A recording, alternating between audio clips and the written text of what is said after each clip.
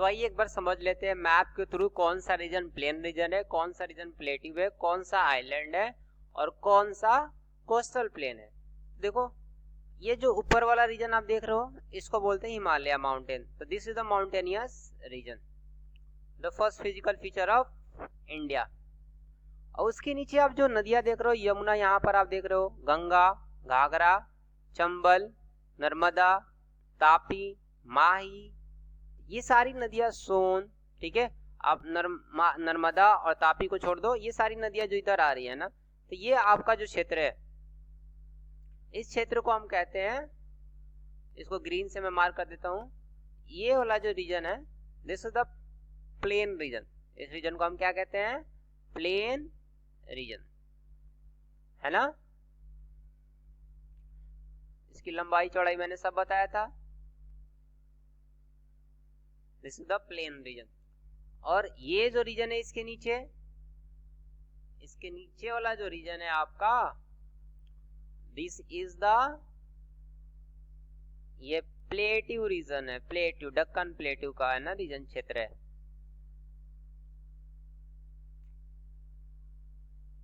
This is the Deccan plateau region. और आप जो किनारे किनारे देख रहे हो, ये जो आपका साइड वाला रीजन है जो सी से लगता है टच में, जो सी से टच में है, तो this is the coastal plain region. ये सारे के सारे कोस्टल प्लेन है ना, जो समंदर से टच में है। और ये तो आपको दिख ही रहा है, राजस्थान का रेगिस्तानी भाग है। तो this is the features of our India, physical features of our India. तो आई होप ये चीज आपने मैप में देखा होगा, अब आपको समझने में थोड़ी सी आसानी होगी। तो चलिए अब आगे बढ़ते हैं। अब मैं आपको दक्कन प्लेट्यू के बारे में कुछ चीजें बता देता हूँ, है ना। आप मेरे साथ पेंसिल और बुक, हाइलाइटर, ये सारी चीजें बहुत जरूरी है आपको अपने साथ रखना, ठीक है। The peninsular plateau, the peninsular plateau is a tableland composed of old crystalline, igneous and metamorphic rocks। मेरे प्यारे बच्चों, जैसा कि हमने बताया प्लेट्यू क्या होता है, प्लेट्यू एक ऐसा रीजन होता है जो अपने आसपास वाले रीजन से हल्का सा ऊपर ऐसे उठा रहता है और ऊपर जाके फ्लैट हो जाता है। This is the flat region, this is the flat region. तो इसी को बोलते हैं प्लेट्यू। अपने आसपास वाले क्षेत्र से प्लेन से हल्का सा ऊपर होगा और फिर जाके फ्लैट होगा, फिर नीचे होगा। इसकी एवरेज जो हाइट होती है ना प्लेन से, लगभग 400 से 500 मीटर या 350 मीटर के करीब होती है एवरेज हाइट, है ना, ये वाली हाइट। और ये ज्यादातर बनता है इग्नियस रॉक से। जो दक्कन प्लेट्यू हमारा इंडिया का, जैसा अभी मैंने बताया था, ये किस वाले पत्थर से बना हुआ है? इग्नियस रॉक से। It was form due to the breaking and drifting of the Gondwana and thus making it a part of the oldest landmass. जैसा कि आपको पता होगा कि एंशिएंट वर्ल्ड में दो ही चीजें था, एक था पैंजिया और एक था पैंथलासा। पूरे पैंजिया वाटर बॉडी को कहते थे पैंजिया, और पूरे लैंड मैस को पैंथलासा कहते थे। उसमें दो पार्ट था, एक अंगारा लैंड और एक गोंडवाना लैंड। तो जब ये अंगारा लैंड और गोंडवाना लैंड एक दूसरे से सेपरेशन हो रहे थे, तब ये बन गया था हमारा, उसी टाइम ये बना था दक्कन प्लेट्यू।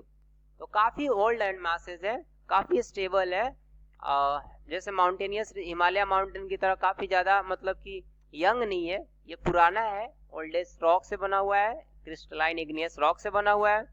दैट्स व्हाई ये काफी ज्यादा स्टेबल रीजन है। The plateau has a broad and a shallow valley and rounded hills. जैसा कि मैंने बताया कि ब्रॉड एक रीजन होता है, शैलो वैली होती है, राउंडेड हिल्स होता है। This plateau consist of two broad division, namely the central highland and the Deccan plateau.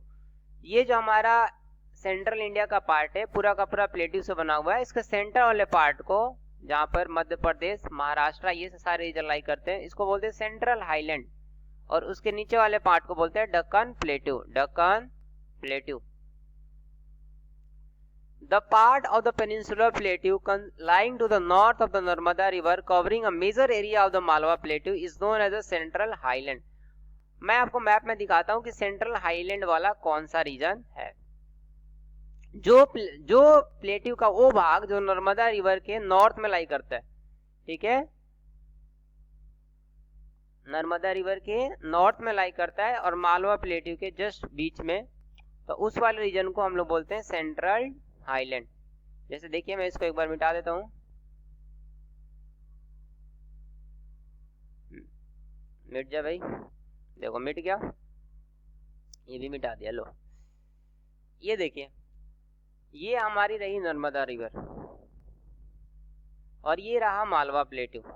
तो इनके बीच वाले क्षेत्र को हम लोग कहते हैं सेंट्रल हाईलैंड। जैसा कि मैंने बताया था आपको, मध्य प्रदेश और सर्टेन पार्ट ऑफ महाराष्ट्र वाला रीजन आता है। इस वाले क्षेत्र को हम लोग क्या कहते हैं? Central highland.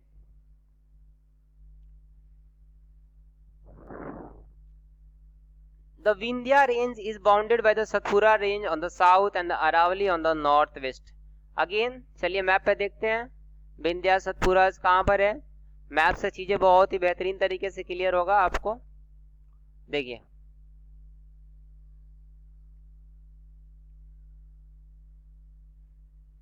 ये रही हमारी विंध्या रेंज और ये सतपुरा रेंज, ठीक है। This is Vindhya, this is Satpura. और ये देखो आपके पास छोटे छोटे हिल्स हैं, यहाँ पे महादेव हिल्स दिख रहा होगा आपको, यहाँ पर महादेव हिल्स है, ठीक है। ये छोटा नागपुर प्लेट्यू है, ये मालवा प्लेट्यू है, ये अरावली रेंज है, ठीक है जी। तो आप मेरे साथ मैप में ये सारी चीजें मैप करते रहो, मार्क करते रहो, ताकि आपको ये चीजें याद हो जाए। मैप मार्किंग भी आपको सीखना पड़ेगा। तो ये विंध्या होता है, ये सतपुरा रहता है, इनके बीच में नर्मदा इधर ऐसे बहती हुई जाके अरेबियन सी में गिरती है, और ताप्ती भी ऐसे ही जाके इसके सतपुरा के नीचे से बहती है, और ये भी जाके नर्मदा अरेबियन सी में गिरती है। ये दो नदियां हैं जो ईस्ट टू वेस्ट फ्लो करती हैं।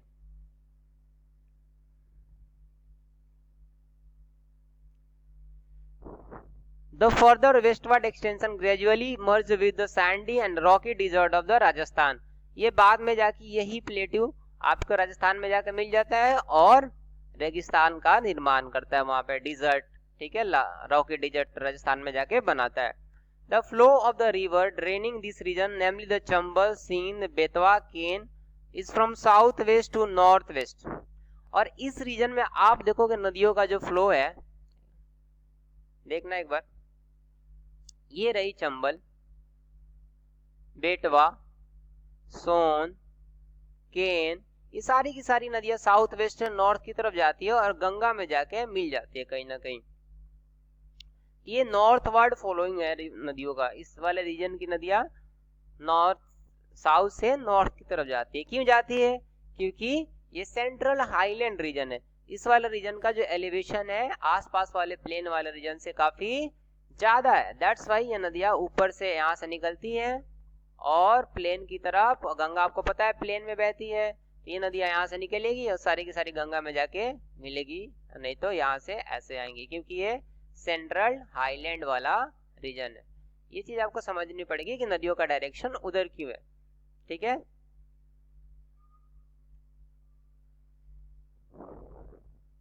द फर्दर वेस्ट पार्ट हमने पढ़ लिया। और इस रीजन से कौन कौन नदियां निकलती है? चंबल हो गया, सिंध हो गया, बेतवा हो गया, केन हो गया।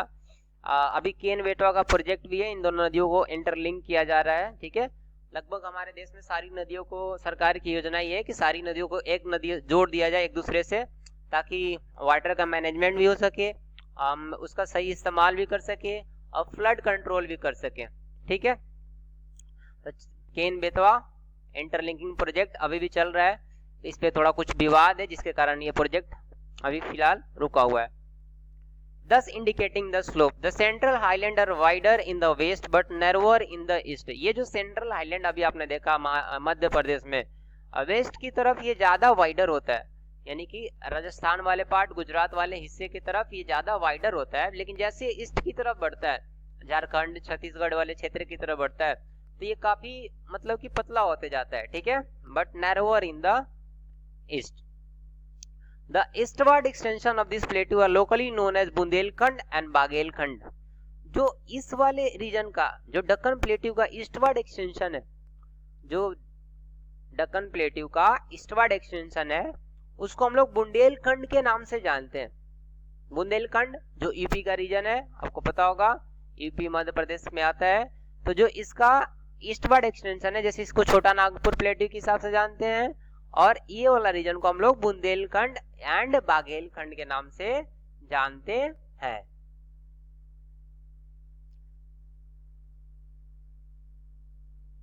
ये देखिए छोटा नागपुर प्लेटू में एक सुंदर सा वाटरफॉल है, पानी यहाँ से गिर रहा है। तो आप जाके एक्सप्लोर करो चीजों को, ज्योग्राफी यही चीज है, कभी टाइम मिले तो जाके आप घूमो, समझो चीजों को आखिर ऐसा क्यों हो रहा है, तो you learn a more about, ठीक है, आपको बहुत सारी चीजें सीखने को मिलेगी घूमने से। The Chota Nagpur plateau mark the further eastward extension drained by Damodar river. Chota Nagpur प्लेटू जो कि झारखंड वाले रीजन में, झारखंड छत्तीसगढ़ वाले रीजन में है, और यहाँ से दामोदर नदी निकलती है। The Deccan plateau is a triangular landmass lie to the south of the river Narmada. और नर्मदा रिवर अभी हमने देखा था विंध्या और सतपुरा के बीच से नर्मदा नदी जाती है, तो इसके नीचे वाले क्षेत्र को हम लोग ने दक्कन प्लेटू कह दिया। विंध्या और सतपुर नर्मदा नदी के नीचे वाले क्षेत्र को हमने क्या कह दिया, दक्कन प्लेटू, और उसके ऊपर वाले क्षेत्र को सेंट्रल हाईलैंड।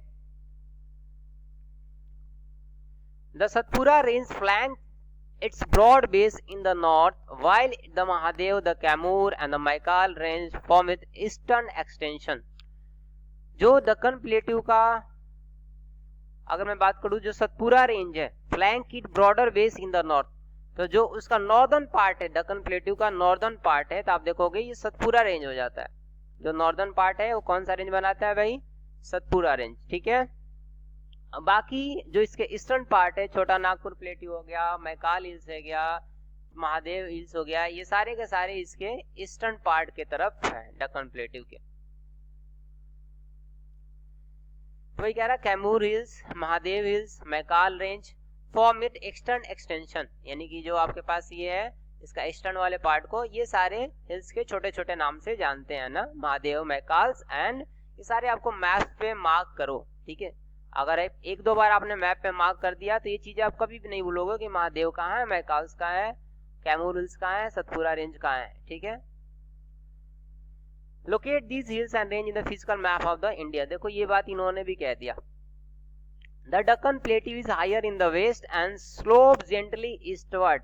ये जो दक्कन प्लेटू है वेस्ट वाले पोर्शन में, इसकी ऊंचाई थोड़ी सी ज्यादा है एज कंपेयर टू इसके ईस्टर्न वाले पार्ट से।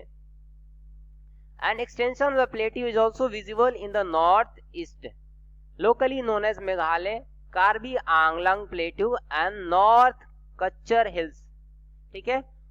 अब ये देखो बड़ी ताजुब की बात है, ये जो प्लेटू वाला रीजन है सिर्फ इसी वाले क्षेत्र में सीमित नहीं है, ये फैलते फैलते हमारे ईस्टर्न इंडिया वाले पार्ट में पहुंच गया है, ठीक है, मेघालय तक, जहां पर इसको कार्बी आंगलांग प्लेटू के नाम से जानते हैं या नॉर्थ कच्चर हिल्स के नाम से जानते हैं। तो आपसे पूछा जाएगा कि नॉर्थ कच्चर हिल्स कहाँ पाया जाता है, इंडिया के किस पार्ट में पाया जाता है, ईस्टर्न, वेस्टर्न, नॉर्दर्न, साउदर्न, तो ईस्टर्न पार्ट में पाया जाता है, ईस्टर्न मोस्ट ऑफ इंडिया, जैसे जहां पर मेघालय वगैरह, और ये किसका पार्ट है, दक्कन प्लेटू का पार्ट है, ठीक है। ये सारी चीजें आपको ऐसे समझना पड़ेगा। कार्बी आंगलोंग प्लेटू कहाँ पर है, it is separated by the fault from the Chota Nagpur प्लेटू।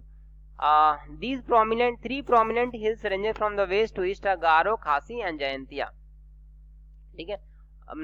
Meghalaya में जाओगे तो तीन प्रोमिनेंट हिल्स है, गारो, खासी एंड जयंतिया, जो कि वेस्ट से लेके ईस्ट तक ऐसे जाते हैं, गारो, खासी और जयंतिया।